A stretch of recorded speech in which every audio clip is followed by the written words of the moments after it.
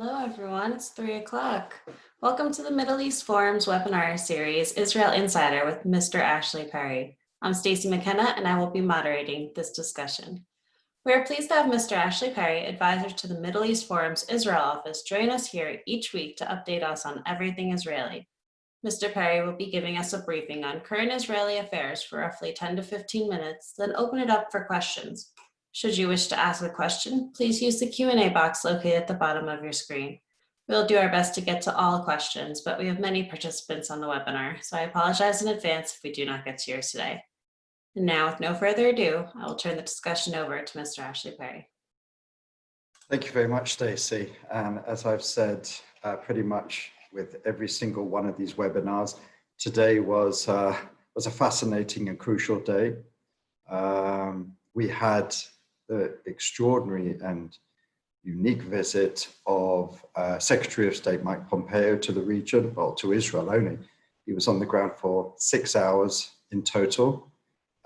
He met with Prime Minister Netanyahu, with soon-to-be also sort of a secondary Prime Minister Benny Gantz, reportedly also with incoming Foreign Minister Gabi Ashkenazi, and that was pretty much it. The most interesting thing as far as what we heard about it were the opening remarks between Prime Minister Netanyahu and Secretary Pompeo, where they gave the usual, perfunctory opening remarks, good to see each other, there's a lot to do together. The three areas they talked about, at least in the opening remarks, were Iran, the peace process, and the work that Israel and the US are doing together on the coronavirus front.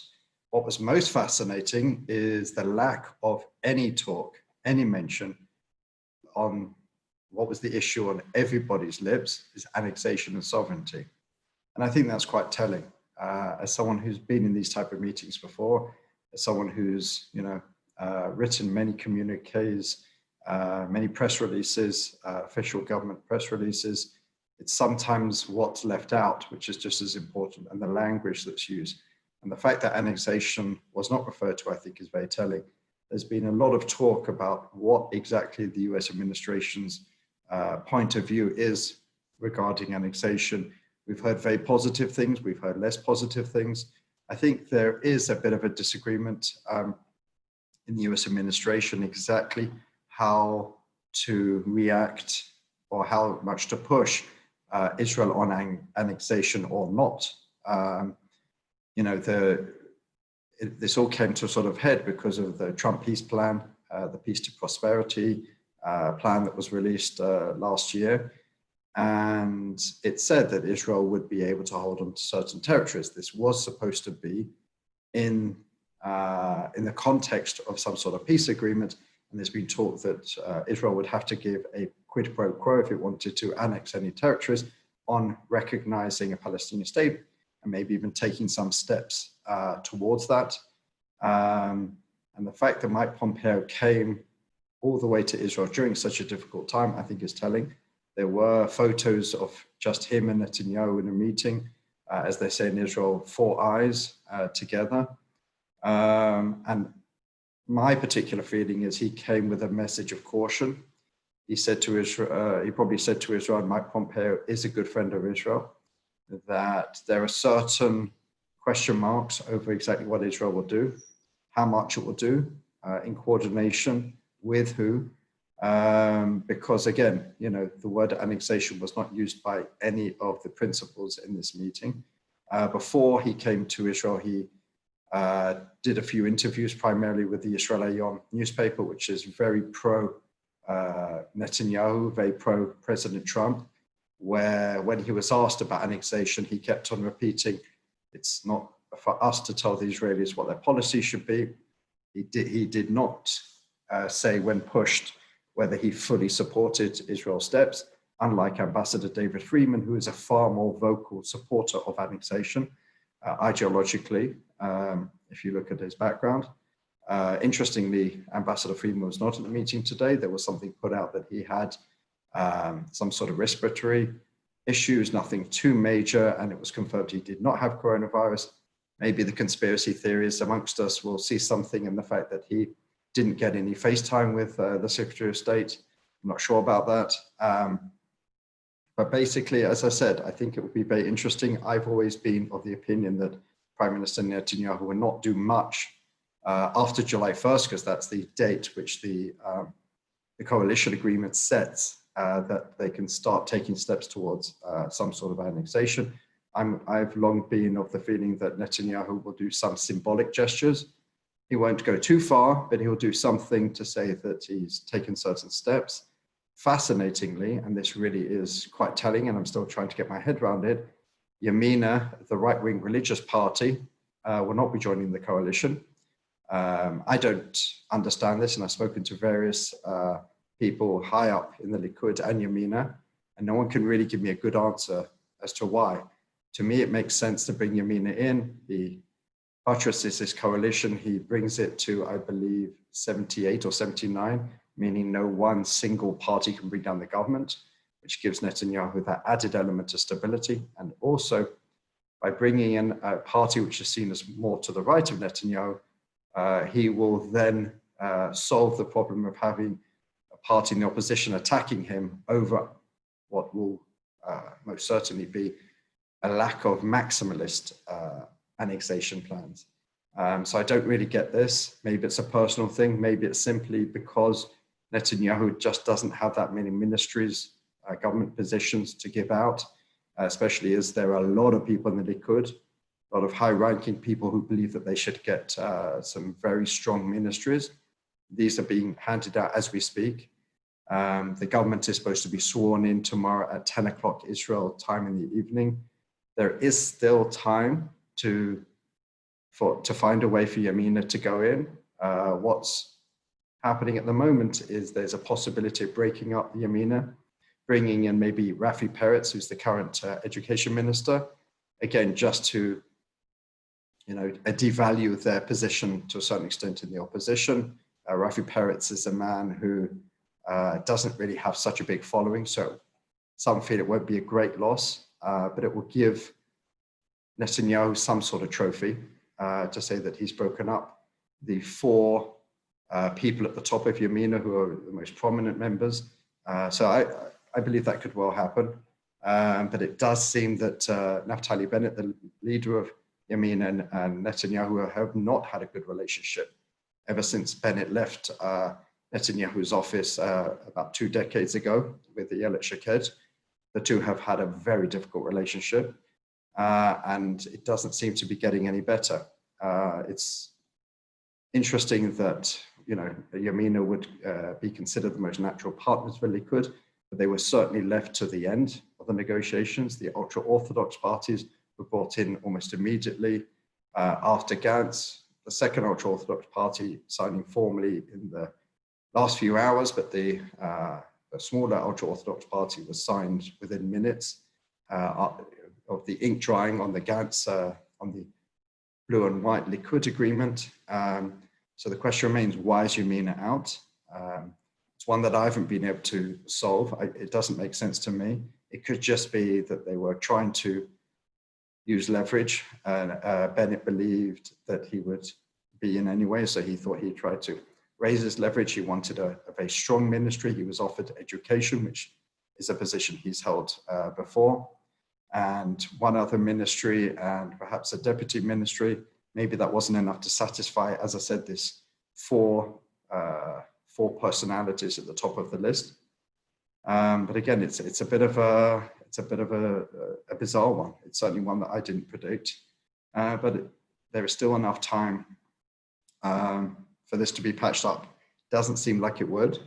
Some commentators are saying that as long as the education ministry is still vacant, which is the one that's traditionally associated with the right-wing religious party, then there is a chance that as soon as Netanyahu appoints officially a minister to the education ministry, people say that that is the moment where it's absolutely dead, but it seems to be pretty much dead at the moment, but one never knows in Israeli politics. But it does seem that this time tomorrow night, we will officially have the first government in a year and a half.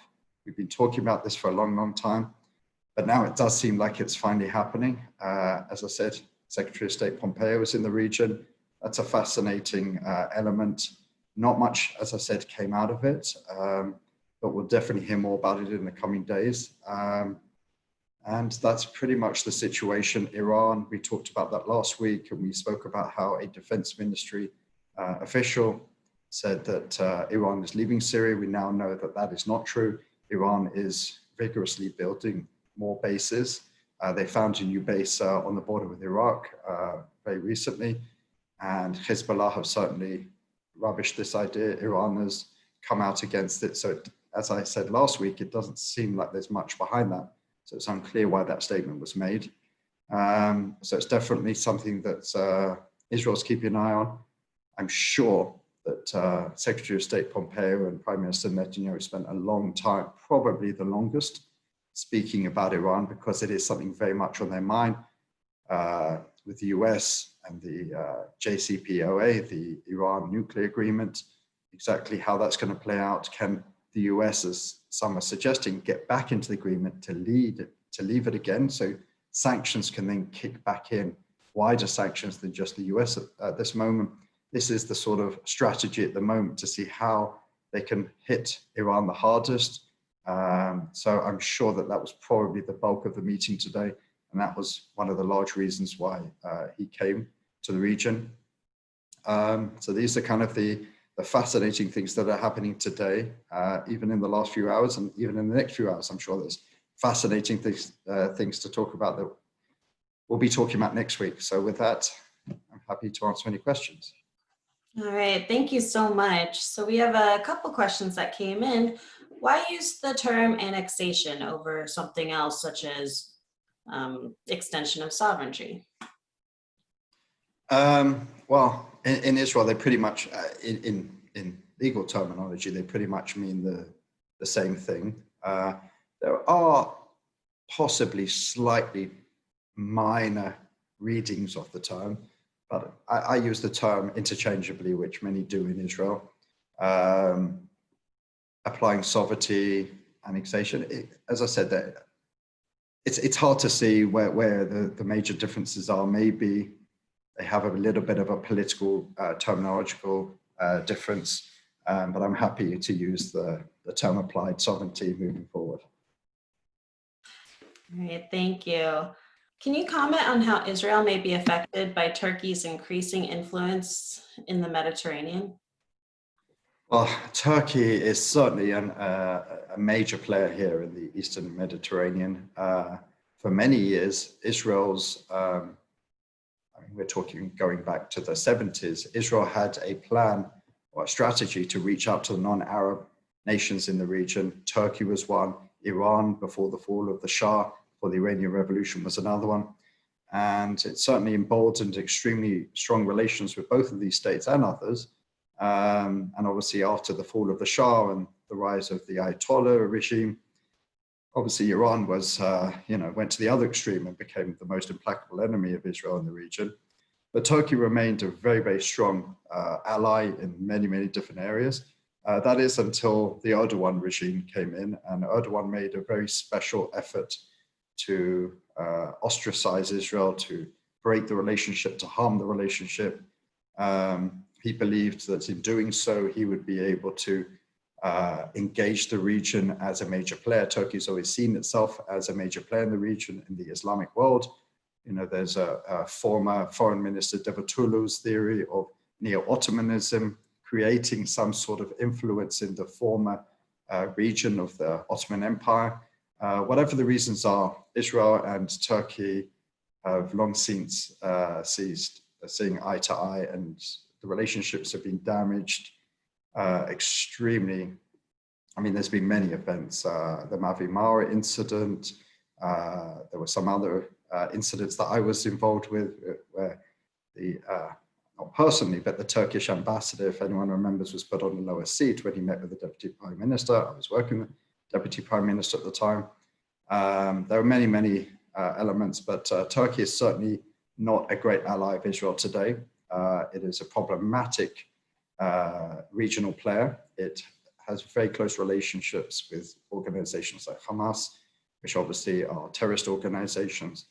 So it's a very disruptive part of the region. But again, a big part of it is seen in this competition between regional heavyweights, whether it's Iran, whether it's Turkey, whether it's Saudi Arabia. And a lot of their relationship towards Israel is seen in that context.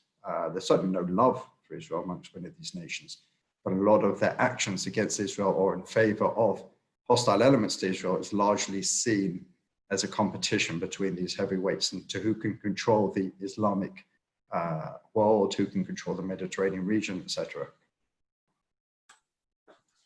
Thank you. In your opinion, is the annexation a good choice? Within our own organization here at the forum, we have quite a few differing opinions. What would be yours? It's a tough one. There's different. Let's just say there's different elements. For example, the Jordan Valley. The Jordan Valley is the valley area between the larger areas and built up areas of the West Bank, Judea and Samaria, and Jordan. And going back throughout Israeli history, certainly after 67, almost every single security-minded official said that Israel has to retain sovereignty over the Jordan Valley because of strategic reasons, not because necessarily historic, national, or religious reasons, but the Jordan Valley is crucial to have a barrier between Jordan and the West Bank because of various reasons, the stability or instability of the Jordanian Hashemite Kingdom of Jordan. We see as nations falling one by one in the region, we see grave instability. The last thing that Israel needs is to have contiguity between perhaps a future Palestinian state and Jordan in the future. Who knows what it will be, but the fact is that Israel needs to retain a strong military presence on its furthest eastern border, which is the Jordanian Valley. If you look at it topographically as well, there's very important elements. So that's one element. The other elements we're talking about are the Israeli settlements, the larger blocks. Those would have some strategic interests, and certainly most of them were built by Labour governments with an eye to gaining a foothold in certain areas. But largely they have some nationalistic or even religious basis. If you look at the Jewish community in Hebron, for example. So annexation over those territories would be, let's say, more symbolic. There are those obviously who believe that it's Israel's right to do so, Israel's territory. It's the cradle of Jewish civilization. So these are very important territories for Israel and the Jewish state and the Jewish people. As I've said all along, I believe that there will be some application of sovereignty. I don't believe that Netanyahu will go too far, but I do know that there's already been talks of how practically that will be put into place in certain towns and cities, Israeli cities. For example, at the moment, it's outside of sovereign Israel, so there are different laws. It's under the defense ministry, many of the laws in control. So if there is an application of sovereignty, it will become fully under Israeli law. So there is some practical differences that need to be worked out. And from my understanding, these are already starting to be talked about. So it does seem that there is some movement towards that. I think where the Middle East Forum comes in is, most people see the end game very similar, that the Palestinian leadership will give up its over 100 years violent rejectionism of Jewish sovereignty. How we go about this, there's a difference of opinion, as there should always be amongst academics and people, members of think tanks. So I think that's very healthy, and it's been a fascinating debate. And I would definitely encourage everyone to read all the different articles for and against application of sovereignty annexation that have been put out by the likes of Professor Pipes, Greg Roman, Matt Mayman, and others over the last week, and I'm sure there'll be plenty more. But robust debate is what we're all about. Thank you so much for that. If annexation does happen, what do you think the backlash from the rest of the world will be, and how will Israel deal with it? Again, I think there's so much width and breadth to this. Israel is not going to annex all of the territory, so the question is how much and what. And I think that will also dictate the reaction. if it's a relatively minimal, symbolic annexation, yes, there'll be outrage probably if Israel, annexes or applies sovereignty over even 1 inch of territory. But I think it will be more reserved the less it does, obviously. The Europeans are already talking about what they can do in reaction. There are certain more extremely hostile nations like Sweden, Spain, Ireland, that are talking of taking practical action against Israel, perhaps taking action in the Israel-EU trade agreement. Israel and the EU have very close relations on the trade front. It grows and prospers every single year. But Israel has some very good friends more in the Eastern Bloc, the Czech Republic, Hungary, countries like that, who will definitely push back. And as we know, the EU likes to do everything by consensus. So it's unlikely that as a whole, it will do too much. There probably will be some reaction, but it could be that certain nations, individual nations, will go further. There will be obviously outrage in the Arab world, but again, I think we talked about this last week. It'll be interesting to see how far this outrage goes, because we saw when the Peace to Prosperity Trump plan was first wheeled out, there was, I would say, even some positive remarks by individual Arab nations, but then when it got to the Arab League, there was a more hostile reaction, and annexation is in that agreement. So I think we'll see some condemnation, some very aggressive communiques and press releases, but what will happen behind the scenes is usually markedly different. And I'm sure the Israeli diplomatic services out there getting the messages out, even now, talking about what exactly this will mean practically. And I'm sure one of the very strong messages they'll be putting out is that this does not close the door on the possibility of a 2 states for 2 people solution, which will probably not assuage too many grievances in Europe, but it will at least help to understand that this isn't the end. This isn't the end game. This is just something which Israel believes it should do, but there is still an opportunity, if ever it's wanted or needed or believed in, to go down the path of creating a Palestinian state. Thank you. Is there any pressure from the US for Israel to wean itself from China? If so, will this happen? To the first question, yes. There's a lot of pressure. At one point, a Chinese organization business was coming into, which I believe attended to deal with one of Israel's new ports, or at least the upgrading of Israel's ports. I believe it was Haifa, in the Haifa region. And American pressure saw to it that Israel rescinded that particular tender to a Chinese company. What we see with the Belt and Road initiative that China put out over the last few years is really, really spreading throughout the world, creating this new Silk Road, creating a lot of, some argue, economic neo-colonial control across Asia, across Africa, and across Europe. And Israel, because geographically where it is at the end of the Mediterranean, is an extremely important point. It's always been an important point for trade and commerce. And the US and China are almost becoming a new Cold War. China, a lot of commentators have talked about China becoming an equal world power in certain areas, in the economic area at least. So the US certainly sees it as a major threat in that place.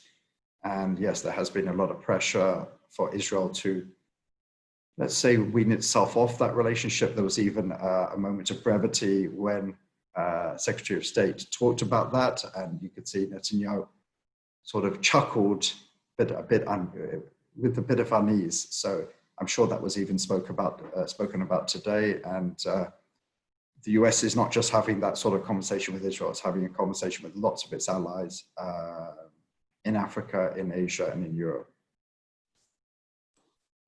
Thank you. So we have an interesting question here.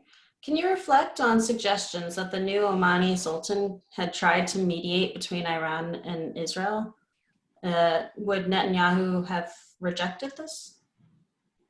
Well, I'm not really sure what there is to mediate at this point. We're not talking about, we're talking about Iran, which sees Israel implacably as a foe, which seeks its demise. So I'm not really sure what they would negotiate over. It's like, you know, sort of, Oman is definitely friendly to Israel. You know, Prime Minister Netanyahu was invited there. What was it? It was a number of months ago. It was probably even a year or so ago, maybe even longer. And that was a sign of the growing relations between Israel and the Sunni, let's say, pragmatic world. And I'm sure that there were offers from some of the countries in the region to moderate between Israel and Iran, but I don't think they were probably serious. Perhaps there was some suggestions that someone could be the go-between to lower tensions between the nations, perhaps, but I can't imagine any sort of negotiations between Israel and Iran at this point. Understood, thank you. Is there any update on the coronavirus treatments being developed in Israel? I think it was the WHO who came out the other day and talked about there was dozens of very good candidates for vaccines around the world, and said that there's probably only around 10 which really are at an advanced stage. They didn't go into details exactly which those are. There is a couple of Israeli companies that will certainly be in those dozens of possible vaccines. You know, I read as much as anyone else. I'm not a scientist. I don't know what's the most advanced candidate. I've heard it could possibly come out of Germany, could come out of the US, could come out of other places. There's a competition. I think it's very good for all of us. Israel certainly is batting, you know, well above where it should be in that particular area. So it wouldn't surprise me if Israel, an Israeli company, was one of the first to come out with a vaccine, but that remains to be seen, and it seems like it's still many months, if not a year away. Thank you so much. We did get 2 questions in about the appointment of Erdogan. Would you care to comment? Gilad Erdan. It's an interesting one. You know, Netanyahu is, we've talked about this a lot, he's a very wily politician. And one of the reasons he's been able to stay in power for so long is because he ensures that anyone who is a threat to his reign gets, let's say, pushed off track. We saw that with many others. We saw that with Gideon Saar in the past. We know the fact that the current Israeli ambassador to the UN, Daniel Danon, was the only person, serious challenger to Netanyahu, constant serial challenger to him in the Likud. He never really got to the numbers that would seriously threaten him, but it was certainly eased some of the opposition within the party to send him over to New York. So the fact that Erdogan, who is definitely a player in a post-Bibi scenario, is being sent abroad is not a surprise that Netanyahu would try it. The surprise, I believe, is that Erdogan accepted because he was offered this position many times in the past. It seems now to have been sweetened a little bit that he'll also at some point be appointed as Israel's ambassador to the US and sits in Washington. I'm not sure if he'll hold both of those positions at the same time. It's not unprecedented. But Evan has done that in the past, and there are a few other countries that do that, but usually much smaller. But if you also look at 2 of his other main challengers, Israel Katz is going to be in finance, and possibly Yuli Edelstein, they're talking about health. Now, health and finance are very high-level ministries, but they're also ministries which you're kind of put up almost to fail. We've seen many finance ministers in the past who have gone into that very popular and come out extremely unpopular. So sending Yisrael Katz to the finance minister is a very clever strategic move, and possibly Yuli Edelstein to health, especially at a time of coronavirus. Again, when we know that if things go well, the prime minister takes all the credit. When things don't, he obviously stands out of the limelight a little bit. So I think that, again, we see very much some of these appointments, whether it's government ministries or ambassadorial positions, are usually used in this, let's say this, Game of Thrones, dare I say it, that Netanyahu uses to make sure that he's the undisputed leader of the Likud and remains prime minister as long as he wishes to. I very much appreciate the reference. All right, well, we have come to the close of our webinar. Thank you again so much for joining us to update us this week, Mr. Perry. Thank you. On Friday, we will be having a webinar at 1 p.m. Eastern with Dr. Amatzia Baram discussing Iraq and turmoil. What does the future hold? Thank you again for joining us, and I hope you have a wonderful day.